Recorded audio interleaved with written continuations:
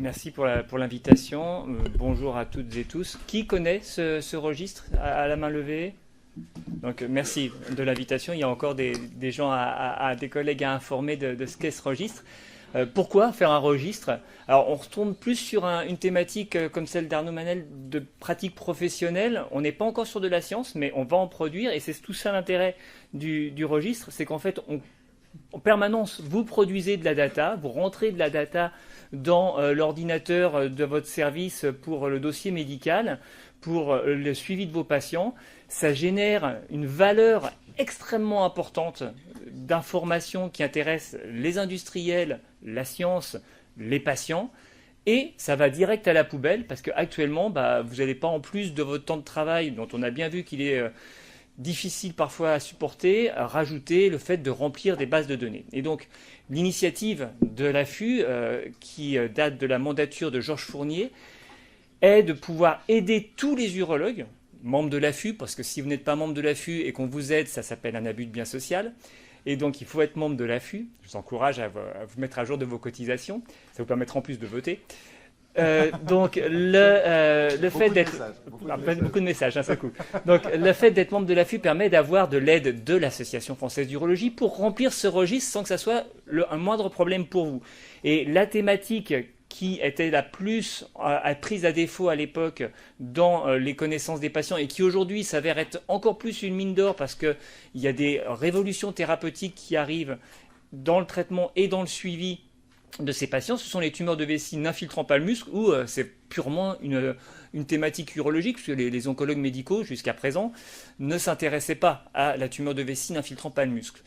On fait du suivi pour ces patients, vous le savez tous, par fibroscopie, c'est un fardeau pour les patients, ils aimeraient qu'on fasse autre chose. Il y a des industriels, et il y en a parmi les sponsors de cet événement, comme VitaDX, qui produisent des biomarqueurs urinaires, des tests à faire dans le simple miction pour voir si oui ou non il y aurait possiblement intérêt à faire la fibroscopie ou sursoir, mais aucune évaluation n'a été faite en vie réelle, c'est-à-dire avec des patients de tous les centres de toute la France, pour pouvoir se permettre de dire, notamment à la HS, de dire « Ok, c'est valable, on rembourse ». Et donc ça rentre dans le soin courant.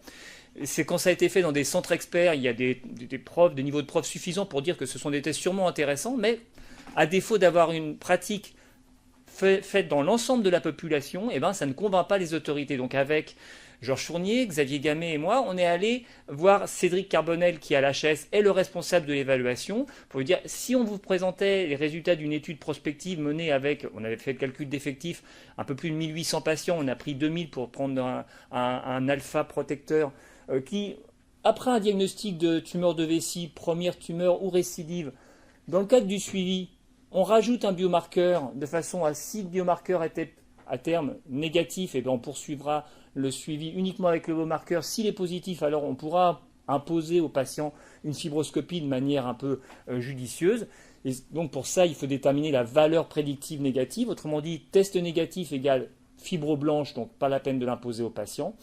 Cédric Carbonel a dit bravo, mais moi je ne veux pas que ce soit dans vos centres experts, je veux que ce soit dans toute la France et que ce soit avec toutes les modalités de pratique et des patients sur l'ensemble du territoire, et je veux que ce soit faisable partout. Je ne veux pas que le patient ait besoin d'aller au CHU pour faire son test urinaire dans le laboratoire du CHU, parce que s'il habite à 90 km, il est hors de question de créer de la contrainte pour ça.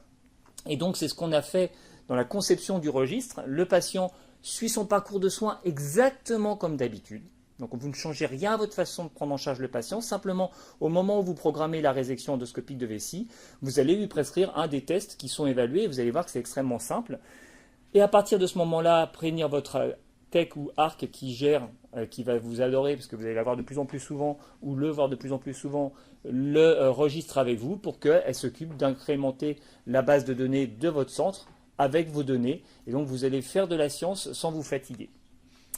Il y a 4 biomarqueurs actuellement évalués et ça frappe au portillon pour être évalué davantage, parce que forcément les industriels ont bien compris que c'est le système idéal pour pouvoir avoir le tampon de la HAS. Et l'idée aussi qu'on avait avec Georges Fournier et Xavier Gamet, c'est qu'on voulait que tous les patients puissent l'avoir dans des laboratoires en ville et pas simplement dans les CHU. Et pour ça, il y a des partenaires que vous connaissez de nom, Eurofin, Cerba, Biogroup, Innovi. Et tout ça, ce sont des laboratoires auxquels les patients peuvent aller près de chez eux. Et l'idée est de ne pas déranger le patient. Donc le laboratoire que le patient fréquente habituellement, admettons un Biogroup, vous lui prescrivez le test qui est fait chez Biogroup, le test VitaDX, donc Visiosite. Et comme ça, le patient ne change pas ses habitudes, il a une ordonnance spécifique qui fait que lui, il ne va pas débourser 1 euro de plus, et votre centre, en l'occurrence avec VitaDX, ne déboursera rien. Avec les autres, vous allez voir les modalités de financement qui sont hyper sécurisées.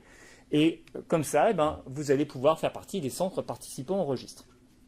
J'avance parce j'ai bien compris, tous faim. Donc, sauf moi qui suis anorexique. Mais 40 centres actuellement ouverts et actifs, donc qui participent activement.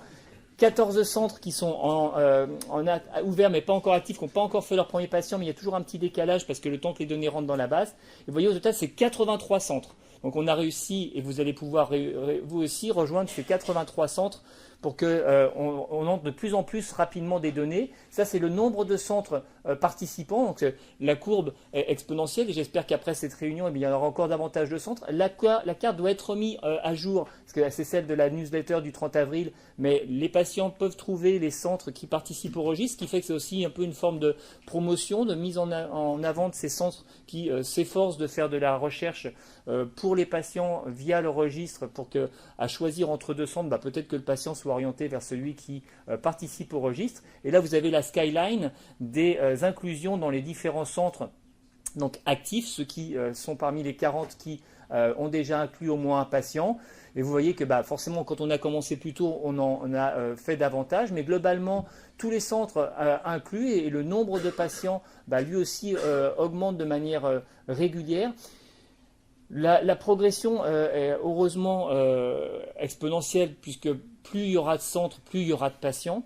Le plus long dans l'histoire, c'est vraiment les procédures administratives qui permettent à un centre d'entrer dans le registre, parce qu'il y a une question de contractualisation qui prend du temps.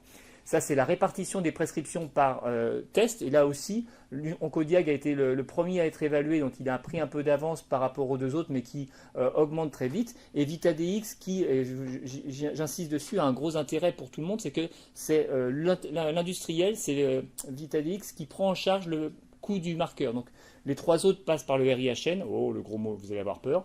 Je vais vous détendre là-dessus. Et VitaDX, lui, c'est totalement indépendant. Alors, le RIHN. Le RIHN, pour ceux qui ne savent pas, c'est un financement qui a été inventé par la HAS pour financer l'innovation.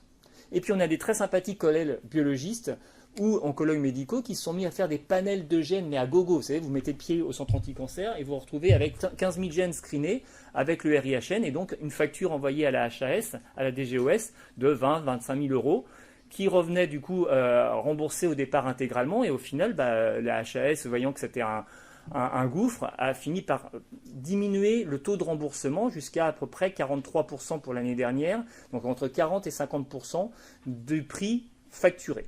C'est clair pour tout le monde? Parce que c'est le point d'inquiétude. Ok. Donc, pour pouvoir avoir un truc bien réglo, les industriels avec qui l'AFU a discuté ont accepté tous de remiser leurs factures. Donc, les prix ne seront jamais à perte pour votre établissement. Ça nécessite par contre toute une partie de contractualisation pour que l'établissement soit bien fléché vis-à-vis de l'industriel, pour qu'il y ait bien une facture remisée, pas une facture lambda. Et donc comment vous faites? Si ça vous intéresse, vous appelez, vous téléphonez à la maison d'urologie ou vous écrivez plus simplement à cette adresse mail, en désignant simplement, un peu comme on fait de la délation, tout à l'heure ça se faisait, pour les chirurgiens, et bien là c'est le responsable de votre DRCI, celui qui est dans un plus grand bureau que vous, et ben vous le dénoncez pour qu'il puisse se mettre en relation avec Géraldine Cancel-Tassin et Amandine, que je remercierai jamais assez pour tout le travail qu'elles font, et le directeur des affaires financières de votre centre. La convention va être faite, ça c'est transparent. Là, vous n'avez plus rien à faire, c'est l'AFU qui gère avec votre direction. S'il y a des échanges et qu'ils n'ont pas compris, dans ces cas-là, vous vous enquiquinez pas, vous renvoyez le mail à la même adresse pour qu'on réponde à leurs questions. C'est toujours les mêmes questions parce qu'ils n'ont pas lu le protocole et qu'ils veulent aller plus vite que la musique. Et après, votre centre est ouvert. Il y a une mise en place, comme toujours, pour expliquer comment on remplit la base de données. Et ensuite, encore une fois, c'est très simple. Je vous l'ai déjà dit, donc je peux avancer rapidement. Vous faites l'ordonnance, vous la remettez au patient. L'ordonnance dépend du test, donc forcément du centre, du laboratoire dans lequel votre patient va faire l'examen. Si par exemple vous êtes en CHU, sachez que la plupart des CHU ont des plateformes GenExpert. La plateforme GenExpert, c'est la même que celle qu'utilise Eurofins Biomnis, et donc le test CFED peut être fait dans tous les CHU. Les CHU n'ont pas de raison spécifique de ne pas vouloir participer. Le résultat, comme tout résultat de cytologie, il va vous être envoyé de façon sécurisée. Votre tech va le récupérer, le mettre dans la base de données en même temps qu'elle aura mis toutes les informations sur le patient. Donc là, ça, vous n'avez pas non plus à vous en occuper. Vous n'avez pas à rentrer les données dans l'ordinateur. C'était vraiment le souhait de l'AFU de ne pas rajouter une tâche supplémentaire aux collègues. Et donc, à la fin, une facture remisée arrive à votre directeur des affaires financières qui va être remboursée du coup avec soit au minimum le même prix que ce qu'il aura déboursé vraiment, soit peut-être même une petite marge excédentaire. Donc, sinon, on peut même gagner un peu d'argent. Alors la crainte est tout autour du RIHN, le RIHN 1.0, l'ancienne version, qui est en train de disparaître parce que la HAS a décidé qu'il fallait mettre un terme aux abus que je vous ai décrits tout à l'heure. Il y a un RIHN 2.0 et Cocorico, c'est VitaDX et donc l'AFU qui ont porté avec VitaDX ce dossier, et c'est le premier dossier qui a réussi à obtenir le RIHN 2.0, où là à nouveau on est sur une base très claire de remboursement 100% parce qu'il y a une évaluation faite par la société savante de l'intérêt du test. Et donc, Visiosite, vous pouvez le prescrire, il n'y a aucun danger. Et pour les autres, on travaille très fortement avec les industriels. Et comme c'est la France, le remboursement du RIHN ne pourrait diminuer que s'il sortait objectivement des autres tests qui se passent en soins courants. Ça ne nous concerne pas en urologie, mais par exemple le GFR en pneumo, pour les cancers pulmonaires. Il doit sortir du RIHN s'il obtient un remboursement. Mais comme ils n'arrivent pas à se mettre d'accord entre eux sur le prix du remboursement, pour l'instant, ça reste dedans. Et ça, ce genre de procédure bloque tout. Ce qui fait que pour l'instant, le RIHN, il reste constant. Et donc, il n'y a pas de péril dans le remboursement pour votre directeur des affaires financières. Vous pouvez le rassurer. Et dernière diapo pour dire que ça, c'est la première pierre à l'édifice. En rentrant des données dans la base, vous avez certes l'évaluation du biomarqueur, mais vous avez aussi le diagnostic de vos tumeurs, le suivi de vos patients. Et donc, lorsqu'un jour, on va nous demander dans votre service combien tu opères de PTA de bas grade, vous avez le droit de regarder dans votre base, elle est à vous, c'est votre base, c'est pas la base de l'AFU, c'est la base de tous les urologues membres de l'AFU, pour savoir combien vous avez de PTA bas grade. Et à l'échelle nationale, ça permet de répondre à des questions que se posent les industriels sur combien de patients représentent les tumeurs de vessie de haut risque, de risque intermédiaire, etc. Ça va permettre d'évaluer de nouvelles thérapies, et donc les centres qui sont dans le registre seront évidemment en première ligne pour lorsque le CCAFU va lancer des études via l'AFU pour évaluer ces traitements, que vous puissiez participer prioritairement. Ça vous permet d'évaluer vos pratiques, puisque quelque part, quand vous avez un calendrier des instillations ou des résections à suivre, que vous êtes dans le registre, c'est vertueux, ça fait comme Epitor pour les chirurgiens thoraciques, ça vous oblige à quelque part être parfaitement en raccord avec les guidelines. Et puis, peut-être, point le plus important, les patients vous remercieront parce que grâce à ce travail que vous faites, sans vous fatiguer, parce que c'était encore une fois le but de l'AFU, eh bien, vous faites progresser les connaissances sur leur maladie et améliorer globalement la prise en charge. Donc, registre@afu.fr et rejoignez-nous nombreux. Merci beaucoup.